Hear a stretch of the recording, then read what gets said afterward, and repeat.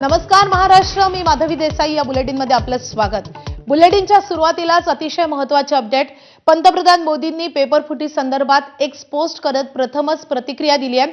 युवकांचं हित आणि भविष्य ही सर्वोच्च प्राथमिकता असल्याचं त्यांनी म्हटलंय. तसंच दोषींना कठोर शिक्षा देण्यासंदर्भात फास्ट ट्रॅक कोर्ट स्थापन करणार असल्याचं पंतप्रधान मोदींनी म्हटलंय.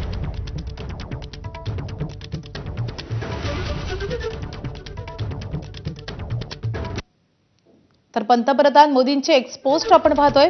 देशातील युवकांचं हित आणि त्यांचे भविष्य हीच सर्वोच्च प्राथमिकता. पेपरफुटीतील दोषींना लवकरात लवकर शिक्षा होण्यासाठी फास्ट ट्रॅक कोर्ट स्थापना. संबंधित विभागांना आवश्यक कारवाईचे निर्देश दिल्याचंही पंतप्रधान मोदींनी नमूद केलंय. तर विद्यार्थ्यांच्या हितांचं संरक्षण करण्यासाठी सरकारच्या निर्णयांमधील हे महत्त्वाचं पाऊल असल्याचंही त्यांनी म्हटलंय. युवकांच्या भविष्याशी खेळ करणाऱ्यांना माफी नाही असा इशाराही पंतप्रधान मोदींनी दिलाय. तर आज या आंदोलनाचा 34वा दिवस आहे आणि 34 दिवसानंतर पंतप्रधान मोदी यांनी अखेर मौन सोडलेलं आहे. त्यांनी या सगळ्या प्रकरणी पहिल्यांदाच प्रतिक्रिया दिलेली आहे. पंतप्रधान मोदींची ही एक पोस्ट आलेली आहे. युवकांचं हित हीच आमची सर्वोच्च प्राथमिकता असल्याचं पंतप्रधान मोदींनी म्हटलंय.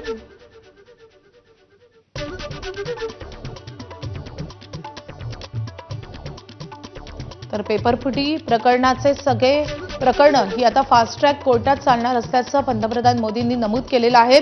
पेपरफुटी संदर्भात त्यांची एक पोस्ट आली आहे. मात्र धर्मेंद्र प्रधान यांच्या राजीनाम्याच्या मागणी संदर्भात या पोस्टमध्ये कुठलाही उल्लेख नाहीये. त्यासोबतच ज्या युवकांवर विद्यार्थ्यांवर अमानुषपणे लाठीचार्ज करण्यात आलेला होता त्या संदर्भातही कुठलीही प्रतिक्रिया मोदींच्या या पोस्टमध्ये दिसत नाहीये.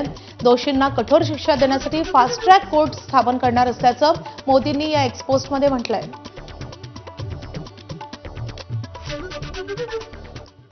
तर पंतप्रधानांच्या या एक्स पोस्टवर राहुल गांधींनी प्रत्युत्तर दिलंय. युवकाच्या हिताशी तुम्हीच सर्वाधिक खेळलात असं राहुल गांधींनी म्हटलंय. शिक्षण व्यवस्थेवर कब्जा करून तुम्ही ती उद्ध्वस्त केल्याचंही राहुल गांधींनी म्हटलंय. शिक्षण व्यवस्था मोडणाऱ्या प्रत्येकाला मोदींचं संरक्षण मिळतंय असाही घणाघात राहुल गांधींनी केलाय. धर्मेंद्र प्रधानांचा राजीनामा घ्या, विद्यार्थ्यांची माफी मागा या मागण्यांचा पुनरुच्चार राहुल गांधींनी केलाय.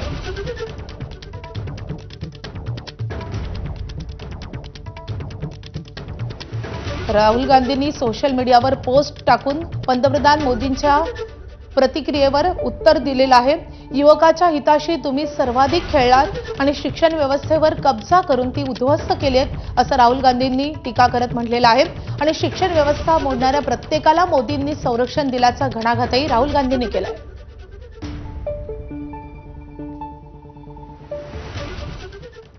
कॉक्रोच जनता पार्टीच्या या आंदोलनाला पाठिंबा देण्यासाठी वंचित बहुजन आघाडीनं